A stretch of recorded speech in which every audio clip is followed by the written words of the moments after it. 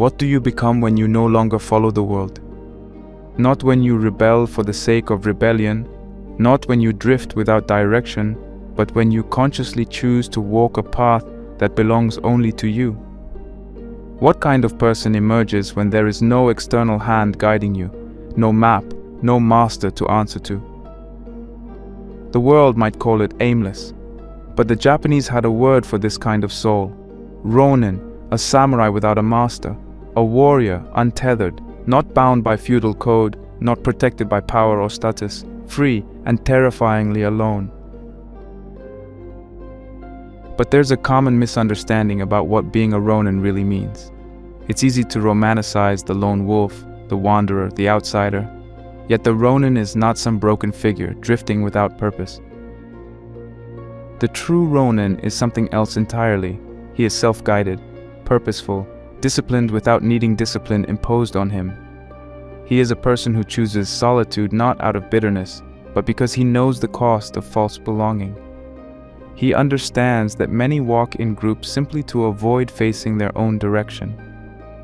The Ronin walks alone because his path is his, and no one else can walk it for him. This is where we meet Miyamoto Musashi, perhaps the greatest Ronin to ever live. A man who defeated over 60 opponents in duels to the death. A man who refused to serve any lord, even though he could have gained wealth, power, and comfort. Instead, he slept on cave floors, wrote his deepest thoughts with a calligrapher's grace, and trained endlessly, not just in swordsmanship, but in painting, poetry, philosophy. Why?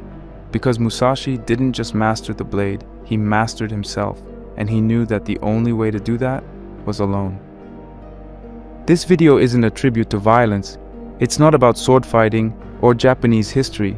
It's about a way of life, a philosophy that strips away the noise of the world and leaves you with something rare: silence, clarity, and truth. Musashi's path wasn't lonely. It was honest.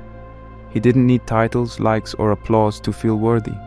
He walked away from the systems that others relied on, not because he couldn't compete, but because he understood something few do. You cannot become exceptional by clinging to what is common. So what happens when you no longer follow the world? You become responsible for your own direction. You stop outsourcing your purpose. You begin to write your own code. It's not easy, but it's real. This is the beginning of that journey, a journey into the philosophy of walking alone, not as exile, but as evolution. We're going to explore what it means to live like a Ronin, to cut away the noise, to find strength in solitude, to embrace the uncomfortable freedom that comes from self-mastery, and ultimately, to realize that the path we fear most, the solitary one, is often the only path worth walking. So if you've ever felt like you don't quite fit, like the systems around you weren't built for your soul, you're not lost. You're just standing at the threshold. And maybe, just maybe, you were never meant to follow. Maybe, like Musashi, you were meant to walk alone.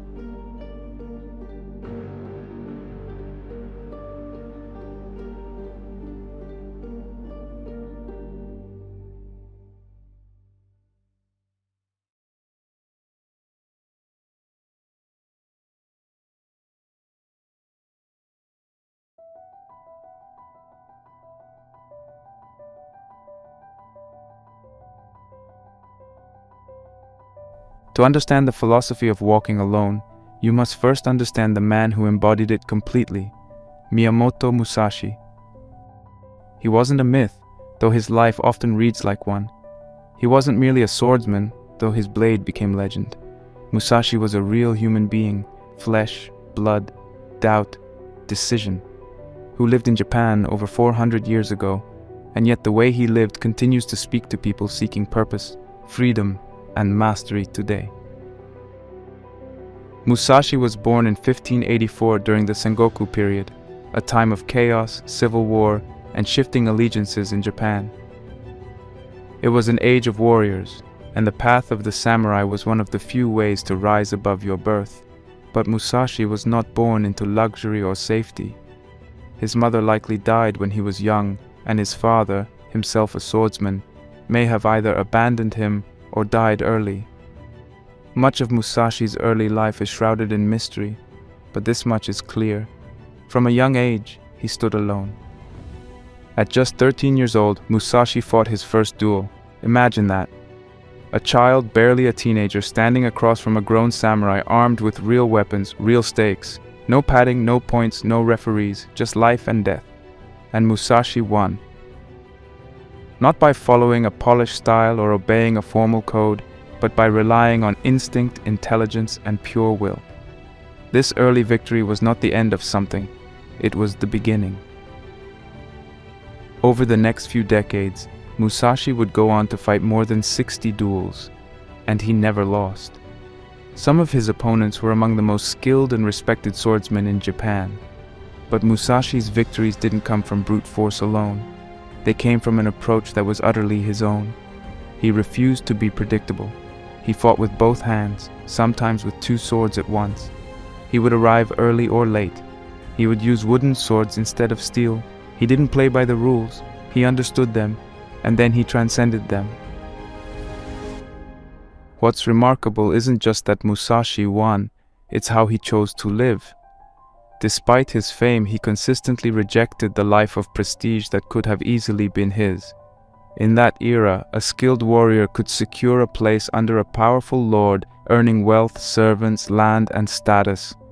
Musashi was offered these things. He could have lived in comfort, celebrated as a master, but he turned it all down, again and again. He walked away from power and chose the path of solitude.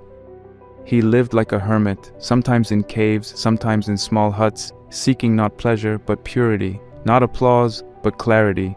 And it's here that Musashi begins to evolve from a duelist into a philosopher. He understood that the sword was just one expression of something deeper. It wasn't about killing, it was about mastering the self.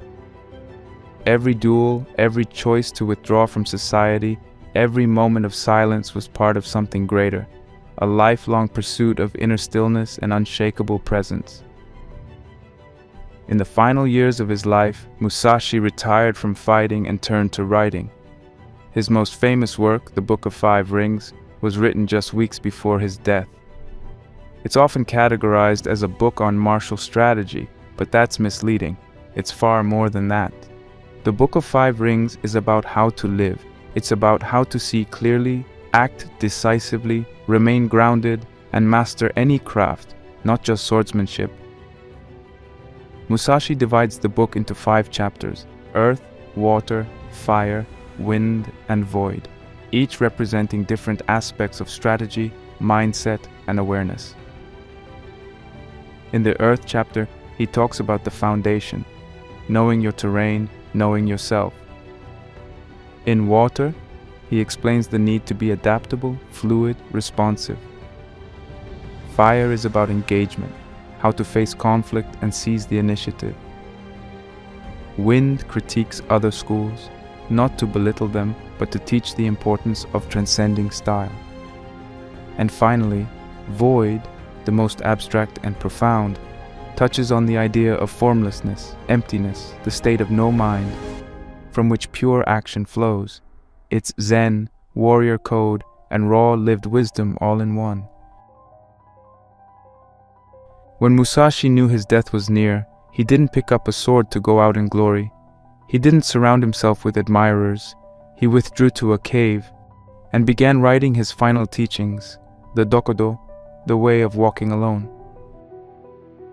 21 short precepts, no commentary, just raw, distilled truth. Lines like, "Do not seek pleasure for its own sake. Resentment and complaint are appropriate neither for oneself nor others. Respect Buddha and the gods without counting on their help. Do not fear death." These were not commandments barked by a guru. They were reminders, etched from a life of direct experience. He wasn't warning us from the sidelines. He had walked the path, every brutal, quiet, honest step. What's most striking about Musashi's story is that he chose solitude. He chose discomfort. He chose the uncertainty of the open road over the certainty of a throne. And he didn't do it because he was broken. He wasn't pushed away. He walked away. There's a critical difference. Many people today find themselves isolated and think of solitude as something shameful or sad. But Musashi shows us that solitude, when chosen, is a source of incredible power. It is where you stop being what the world tells you to be and begin discovering what you truly are. He wasn't running from anything. He was running towards something, mastery. Not mastery over others, but over the self. That's what makes Musashi's path so compelling. That's why it still speaks to us centuries later. Because deep down many of us feel that same pull. The desire to break away from the noise, from the pressure to belong, from the endless demand to be what others expect. We crave stillness, integrity, purpose. Musashi lived that. He didn't talk about it, he became it. So when we speak of Musashi, not just as a swordsman, but as the Ronin archetype, we're not glorifying isolation or violence. We're honoring the rare courage it takes to walk alone, not because you have no place, but because you've decided to make your own. He didn't belong to the world, he belonged to the path. And that is why his story matters, not because he won, but because of how he chose to live.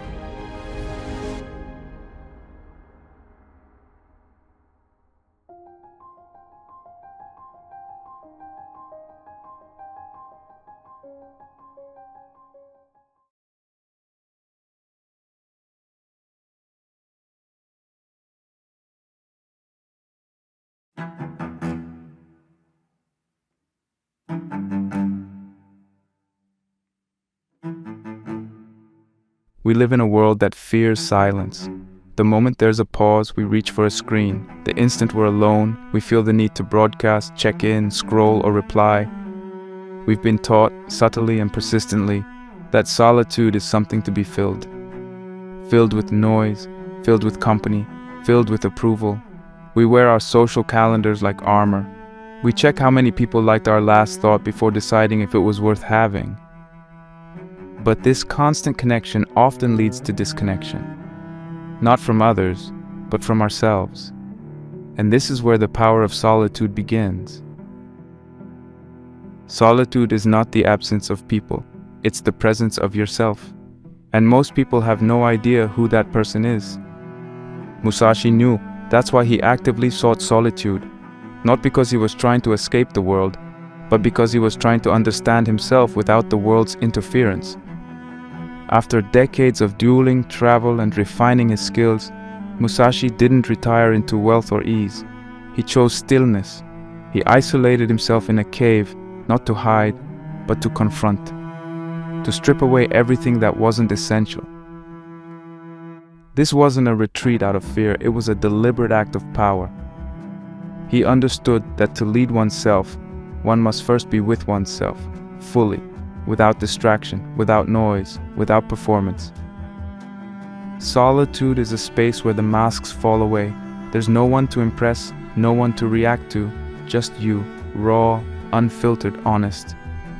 It's in solitude that you hear the voice beneath all the others, the one that often gets drowned out by the chorus of opinions and expectations.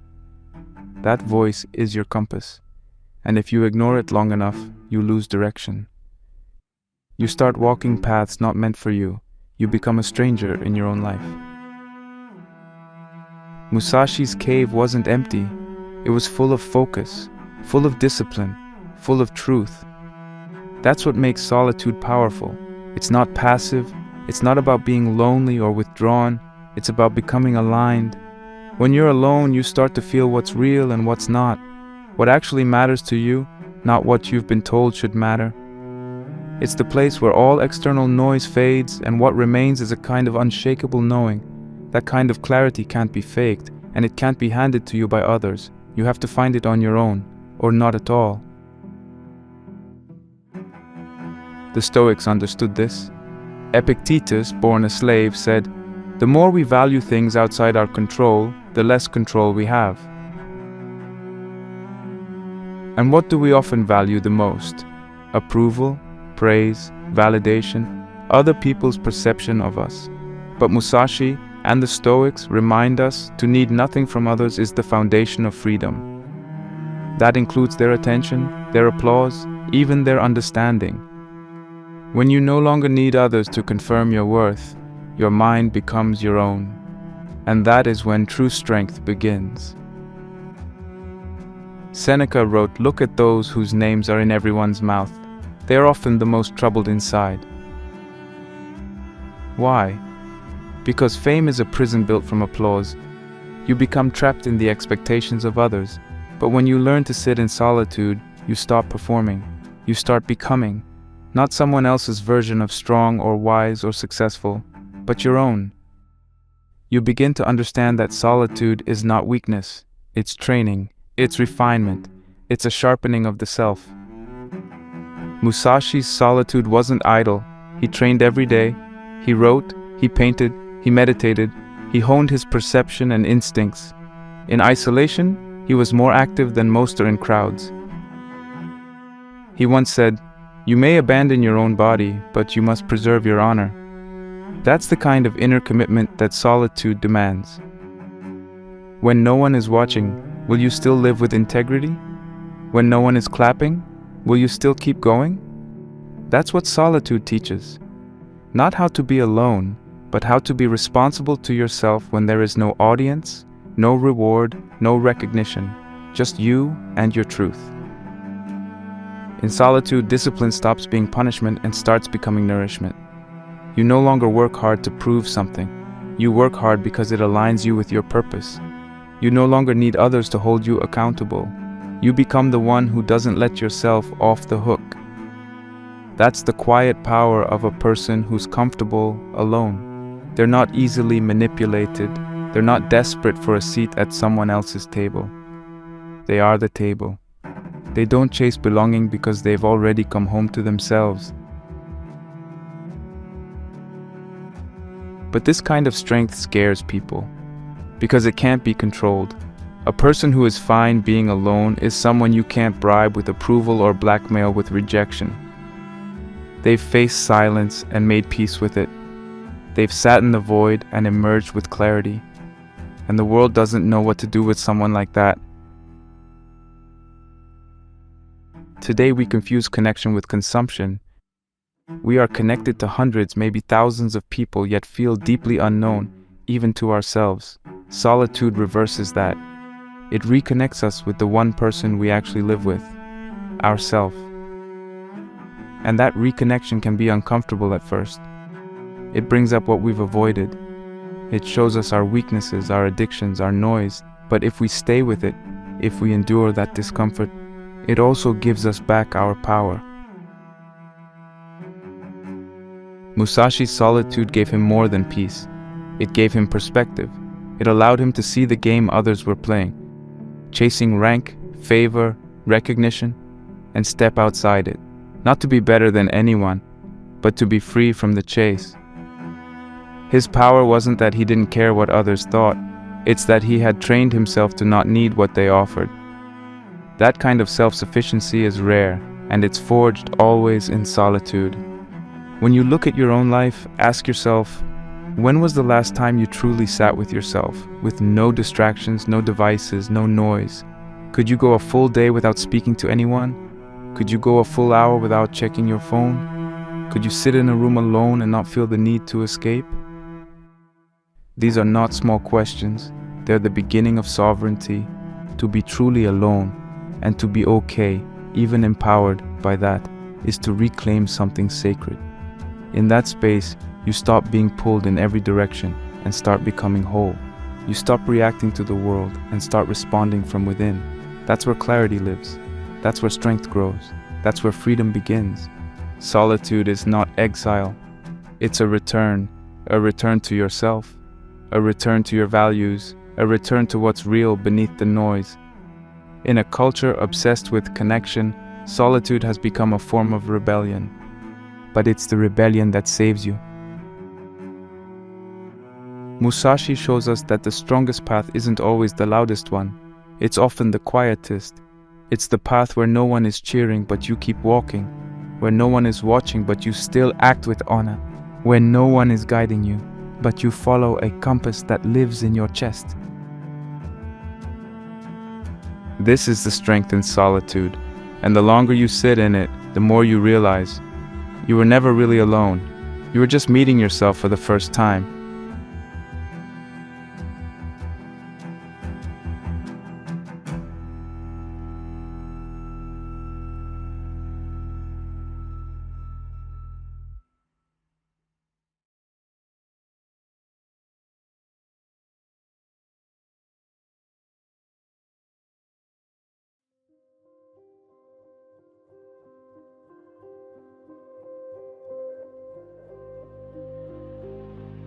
There's a certain kind of person the world doesn't know what to do with. Someone who doesn't ask for permission. Someone who listens to their own voice louder than the voices around them. Someone who walks away from the expected path and doesn't look back. Miyamoto Musashi was that kind of person. He never bowed to a lord. He never aligned himself with a political faction. He refused titles, turned down powerful allies, and chose to walk his path without anyone else's authority over him. Not because he was rebellious, not because he was trying to prove a point, but because he understood something that most people spend their whole lives avoiding. To be truly free, you must walk without a master. Let's be clear, in the world Musashi lived in, that choice was radical. Japan in the 1600s was a land built on hierarchy. Loyalty to a master wasn't just tradition, it was law, identity, honor. For a samurai, allegiance defined your place in the world. To serve a lord meant safety, belonging, reputation, and income. To reject all of that meant danger, exile, and social invisibility. And Musashi chose exile, not once, but continually. At any moment, he could have sworn loyalty and secured status. He didn't, because he saw that with every ounce of comfort came a weight, the weight of obedience, of compromise, of being controlled. This doesn't just apply to ancient warriors, it applies to us, right now. Because we live in a world full of masters. Not always people, but systems, expectations, scripts. Your boss might not wear a sword, but if you let him define your worth, he is your master. Social media might not command you with words, but if you check it before checking in with yourself, it controls you. Cultural norms, trends, what's considered successful or normal, these are all invisible masters. They whisper to you constantly, do this, buy that, act like them, chase this dream, stay in line. And the scary part is, they do it so smoothly, you might not even realize you're being owned. That's why the idea of being masterless today is more relevant than ever.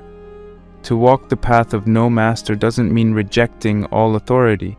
It doesn't mean isolation or anarchy. It means choosing to live on your terms. It means questioning who's pulling the strings of your life, and if they're even strings you want to be attached to. Most people follow a script they didn't write. Go to school, get the job, climb the ladder, buy the things, fit in, don't rock the boat. And many wake up one day in a life that looks right on the outside but feels empty on the inside. Why? Because they've been living someone else's story. Musashi never made that mistake. He wasn't rich, he wasn't adored by the masses, but he was his own. That's the trade. When you choose to walk without a master, you give up certainty, you give up comfort, you give up being easily understood. People might think you're lost. They might think you're strange, arrogant, selfish, naive, and sometimes it will feel like they're right. There will be days when you question everything, when you wonder if maybe it would be easier to go back, to fit in, to follow the script. But then there will be days when you look around and realize you're free. And that kind of realization doesn't come with applause. It comes with silence, the kind that only a truly sovereign person can recognize. True freedom isn't just the ability to choose what you want. It's the ability to say no to what you don't, and that no is costly. It might mean walking away from a high-paying job that drains your soul. It might mean disappointing your parents because you chose a path they don't understand. It might mean spending nights alone instead of being surrounded by people who don't see the real you. But that cost buys something rare, authenticity. And once you taste it, you can't go back to pretending. Musashi shows us that you can be powerful without being in power, that you can be respected without seeking attention, that you can walk alone and still walk with purpose. In modern life, walking without a master means living intentionally. It means knowing your values so clearly that you don't have to be told who you are. It means building a life that reflects your principles, even if it doesn't look like anyone else's, especially then. Ask yourself, who or what is your master right now? Is it your job, your social image, your fear of being misunderstood, your need to be liked? These forces are subtle. They dress up as normal, but they steer your choices. They shape your days, and they often keep you from becoming who you're meant to be. To walk without a master is to own your time, to own your attention, to own your decisions. It doesn't mean never listening to others.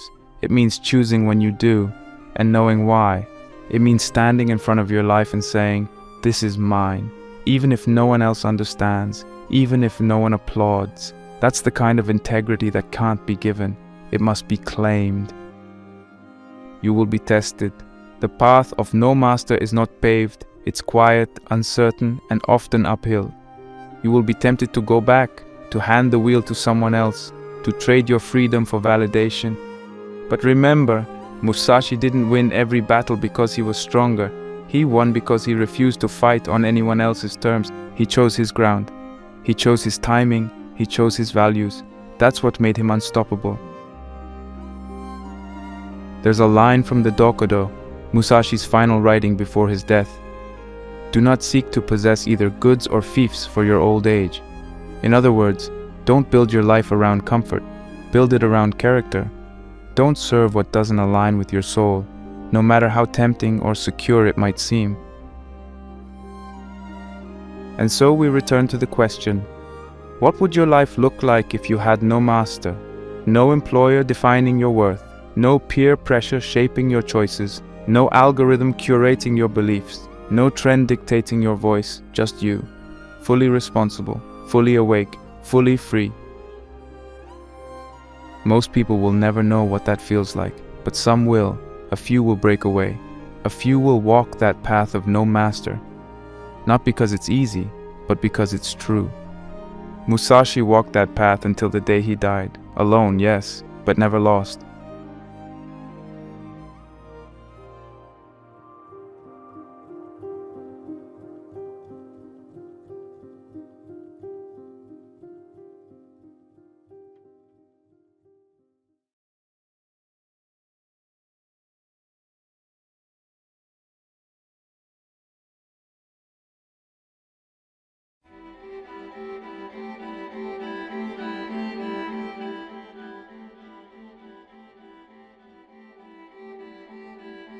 A life without a master is not a life without direction. It's not aimless.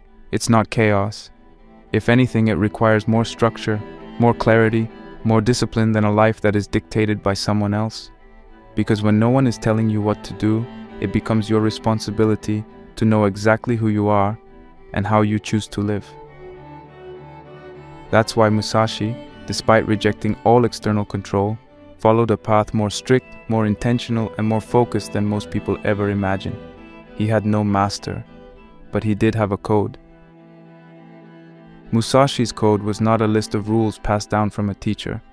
It wasn't inherited from a religion or dictated by a political authority. It came from direct experience, from trial, from discipline, from solitude. It was forged like a sword, through fire and pressure and repetition. Near the end of his life, Musashi wrote it down in a short but powerful document called the Dokudo, which translates to the way of walking alone. It contains just 21 lines, no explanations, no fluff. Each one is a sharp blade, not for cutting others, but for carving away everything false in yourself. These precepts are not easy. They are not designed to make you feel good. They are designed to wake you up. Take this one. Do not seek pleasure for its own sake. In a world built around chasing comfort, entertainment, stimulation, this hits hard.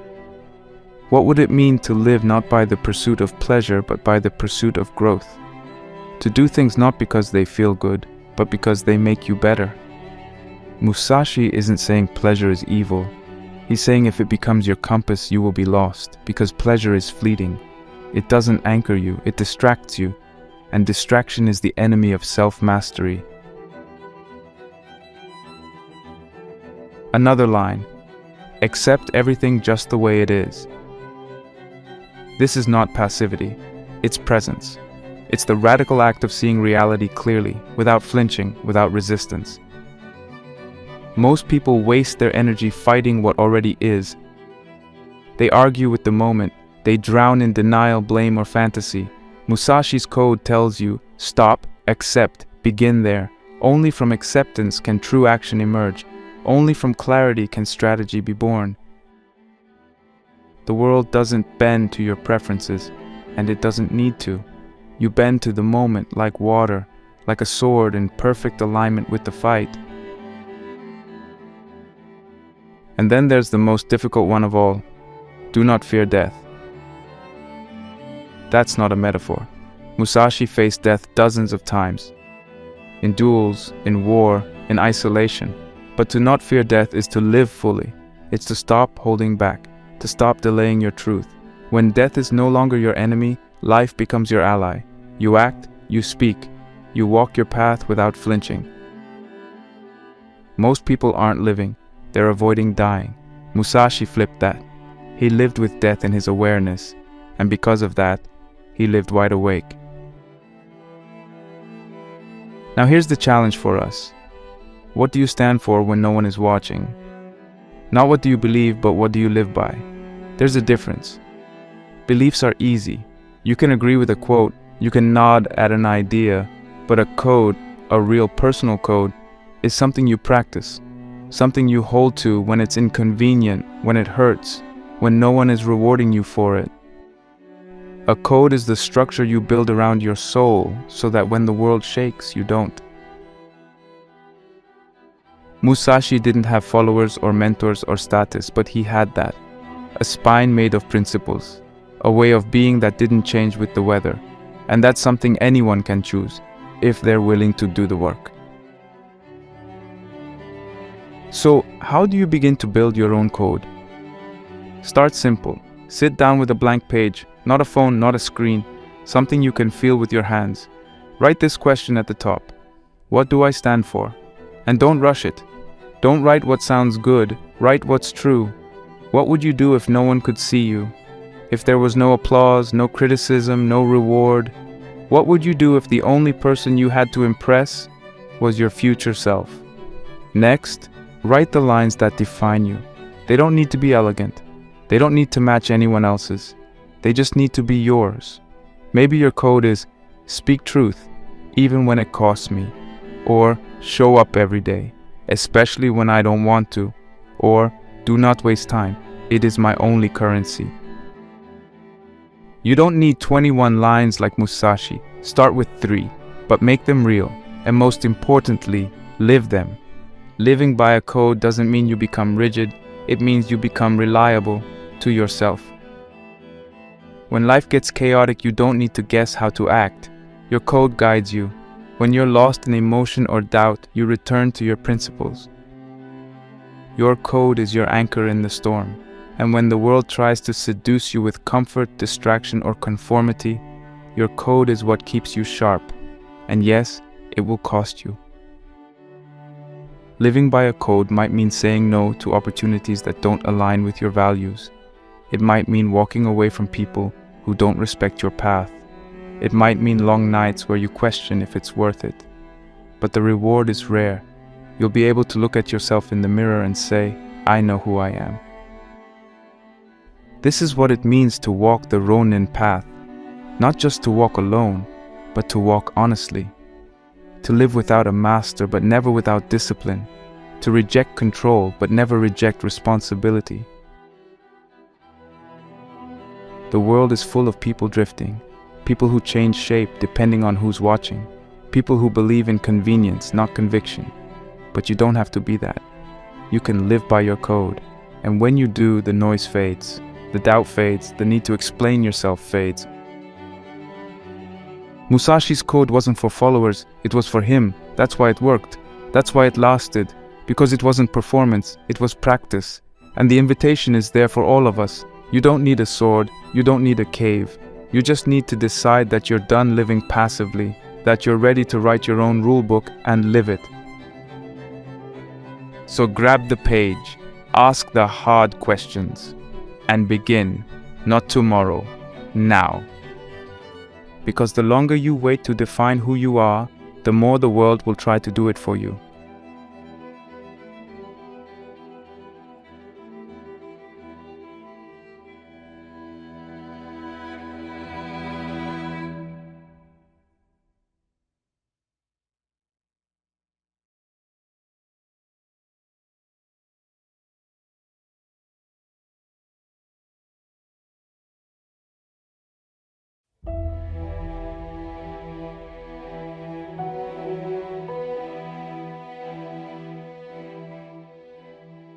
Being alone doesn't mean being unprepared. Walking the path of a Ronin is not just about solitude, it's about readiness. Not just breaking free from control, but developing the strength to face whatever comes your way. The Ronin doesn't escape the world, he simply meets it differently, with stillness instead of panic, with clarity instead of chaos. This inner state is what made Miyamoto Musashi so dangerous, so effective, and so legendary. He didn't just master the sword, he mastered the warrior's mind, a way of thinking and being that allowed him to face conflict, uncertainty, and change with unshakable calm. Musashi didn't thrive because the world around him was calm, far from it. He lived during one of Japan's most unstable eras, a time of civil war, shifting allegiances, political upheaval, and endless violence. But in that chaos, he stood still. While others clung to rank or tradition for safety, Musashi relied on something deeper, his mind. He trained it relentlessly. Not just to calculate strategy or technique, but to remain clear when everything around him was falling apart. That kind of presence isn't natural, it's earned. And for Musashi, it came through a concept deeply rooted in Zen, Mushin, no mind. At first glance, no mind sounds like emptiness, like thoughtlessness. But it's the opposite. Mushin is not the absence of thought. It's the absence of clutter. It's what remains when fear, doubt, hesitation, and ego have been stripped away.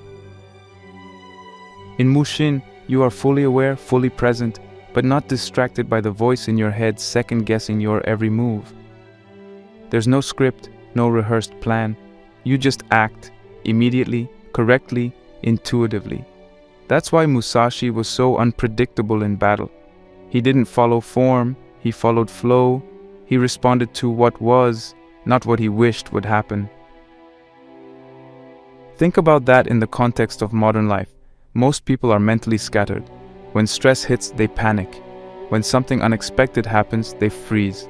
They need time to adjust, to think, to analyze. But the Ronin can't afford hesitation.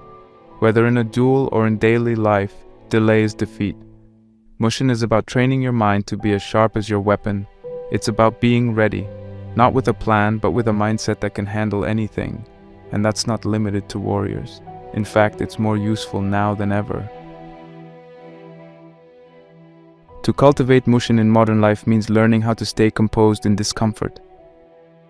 When plans fail, when people disappoint you, when life throws the unexpected, do you spiral or do you adapt?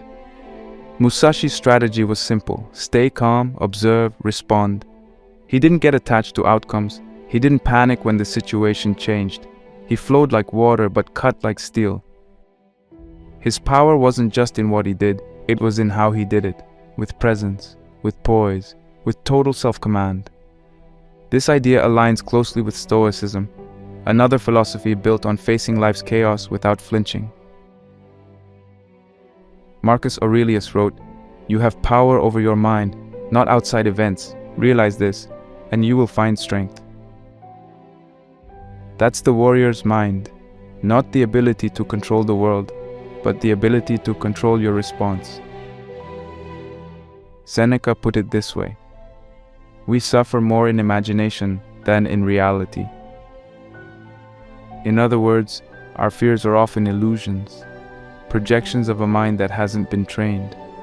But Musashi and the Stoics shared this insight. A prepared mind doesn't fear hardship, it welcomes it, because hardship is where strength is refined. Musashi trained not just in swordsmanship, but in painting, calligraphy, sculpture, and strategy.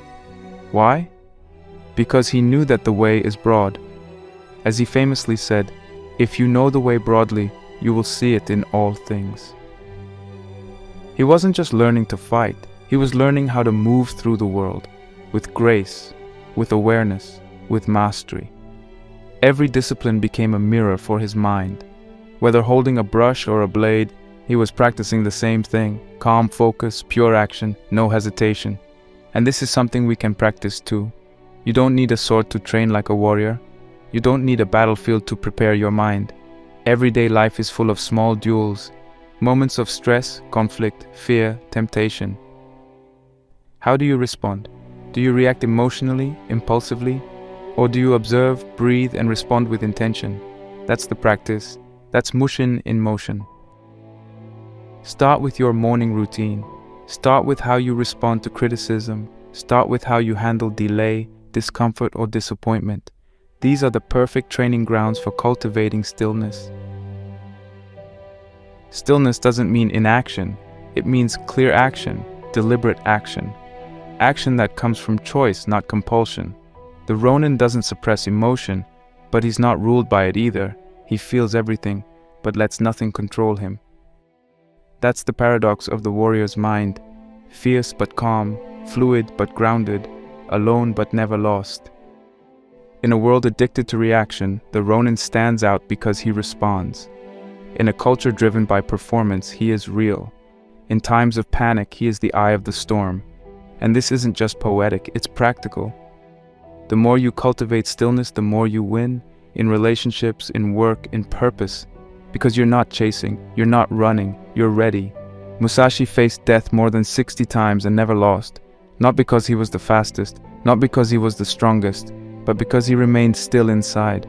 His enemies swung swords, but Musashi read minds. He anticipated, adjusted, acted, no wasted movement, no noise, just presence. That kind of composure comes from one place, knowing yourself. That's the root of all readiness. If you know who you are, what you value, what you're willing to endure, then the world can't shake you. That's why Musashi always trained alone. He didn't need anyone else to tell him what to do. He didn't rely on anyone else's strategy. He didn't borrow strength. He built it. Day by day, choice by choice, breath by breath. So how do we build the warrior's mind in our world? First, stop outsourcing your peace. Don't wait for the world to calm down so you can feel calm. Train your nervous system to stay grounded no matter what. Cold showers, silence, physical practice, intentional breathing. Second, eliminate distractions. The mind needs space to settle. You can't think clearly in a room full of noise. That includes digital noise. Cut it, reduce it, protect your attention like it's sacred, because it is. And third, face challenge deliberately. Don't avoid it, seek it. Musashi didn't sharpen his sword once and call it a day. He put himself in the fire over and over, because that's how clarity is forged. A Ronin is not reckless, he's razor sharp, and he knows that clarity under pressure is not a talent, it's a habit, it's a choice. Every time you stay grounded instead of panicking, you become more powerful. Every time you listen instead of reacting, you become more dangerous, in the best way. Stillness is your superpower, and in a world full of noise, it makes you unstoppable.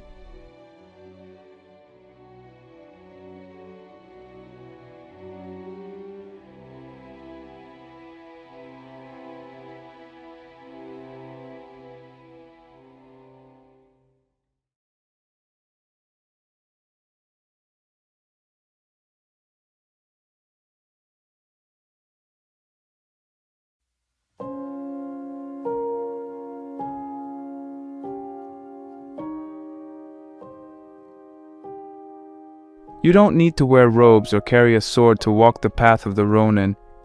You don't need to retreat into a mountain cave or swear off modern life. The Ronin path isn't about living in the past. It's about living with principle in the present. It's about stripping away what's false and building a life that's yours, deeply, honestly, deliberately. And while the world around us has changed since Musashi's time, the core struggle remains the same. Will you follow the script handed to you, or will you write your own? Most people today aren't bound to a feudal lord, but many are still serving masters, invisible ones.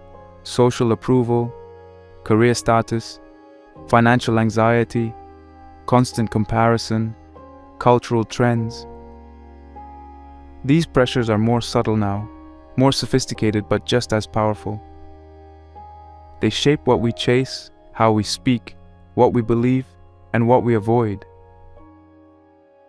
The modern Ronin doesn't just reject these blindly, he sees them, and he chooses something better, a path of intention. A life not built by algorithms or groupthink, but by clarity, solitude, and self-respect. You don't need to become a monk or a minimalist overnight. You don't have to disappear or start shaving your head. You just have to start choosing. You have to make small, consistent choices that move you toward authenticity and away from conformity. The modern Ronin walks with his own rhythm, no matter how loud the world gets. He knows that it's not rebellion for rebellion's sake. It's alignment. It's remembering who you are when everything around you is trying to make you forget. Let's make this practical. First, reject blind conformity. That doesn't mean rejecting everything, it means questioning everything. Why do you want what you want? Who gave you your definition of success? What would you do with your life if no one was watching? These aren't rhetorical questions, they're tools. Use them to examine your work, your routines, your relationships, anything that feels like it was handed to you. Dig into it. Keep what's real. Let go of what's just noise. Second, choose solitude. Not all the time, but enough to hear yourself think. Enough to separate your voice from the voices around you. We've talked about this before, but in the modern world, solitude is a radical act. Take one day a week where you disconnect. No phone, no distractions, just you, a notebook, maybe a walk. It's not about escaping others, it's about reconnecting with yourself. That's where clarity comes from, not from scrolling, but from silence. Third, build your code. We already covered this in depth, but here's where it meets your daily life. Once you've written your code, even if it's just 3 rules, live by it every day. Make it visible. Tape it to your mirror, carry it in your wallet, recite it in the morning. A code is not a decoration, it's a compass. When things get hard, and they will, that code reminds you how to move forward, with integrity, with clarity, with discipline. Fourth, live light. Musashi traveled with almost nothing, not because he had to, but because he wanted to move freely. In a modern context, this doesn't mean selling all your things. It means asking, what's weighing me down? What's cluttering my space, my mind, my heart? What subscriptions do you never use? What social obligations drain you? What ideas are you holding on to that no longer serve who you're becoming? Let go, simplify, travel lighter, physically, emotionally, mentally, because freedom isn't found in excess, it's found in clarity. Fifth, stay adaptable. The Ronin didn't have a fixed role in society. He had to stay sharp, learn quickly, move when the situation demanded it. That's a valuable mindset in a world that's constantly shifting. Jobs change, technologies evolve, the world moves fast.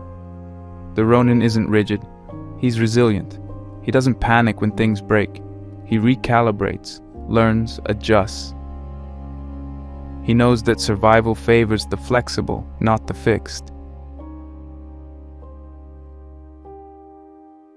Sixth, learn from hardship.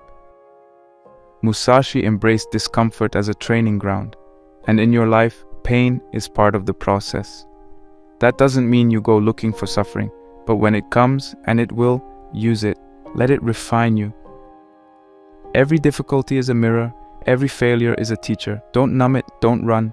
Meet it with stillness, with breath, with the question, what is this showing me? Because sometimes the obstacle is not in the way, it is the way.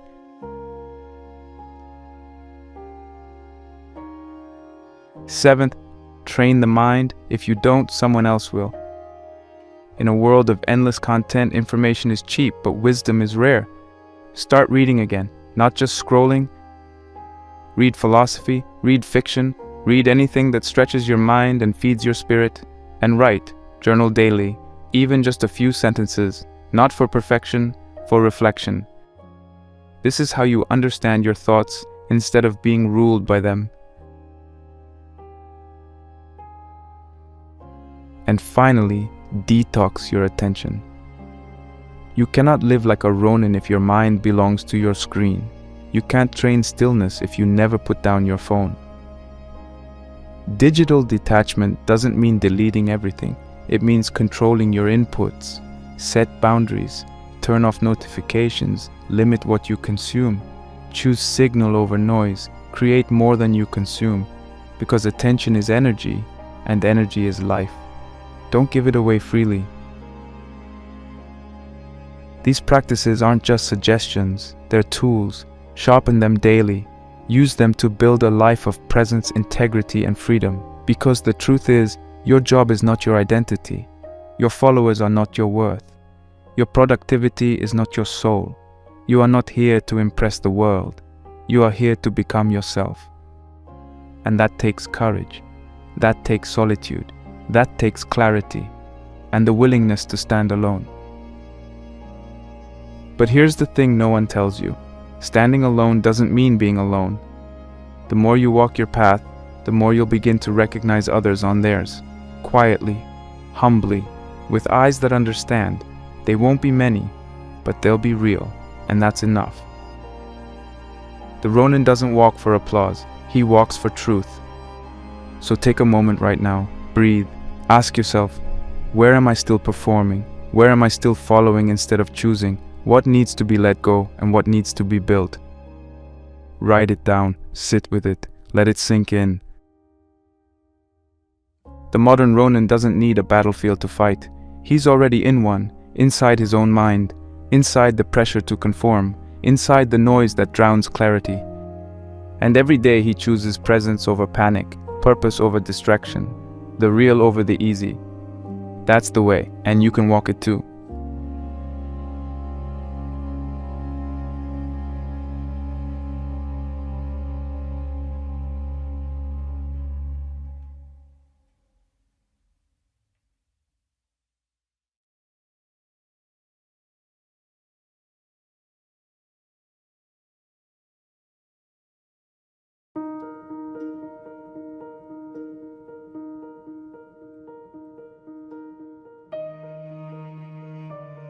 At the end of his life, Miyamoto Musashi didn't seek a grand stage. He didn't gather admirers or hold a final duel to seal his legend. He didn't crave one last victory. Instead, he retreated, as he always had, into solitude, into stillness, into silence. In a cave called Ragando, Musashi sat down with a brush and left behind his final gift to the world. His thoughts, his truth, his code. He didn't leave us trophies or riches. He left clarity. The last thing he gave to the world was wisdom, because that's what he had truly mastered. He died alone, but not empty. Quite the opposite.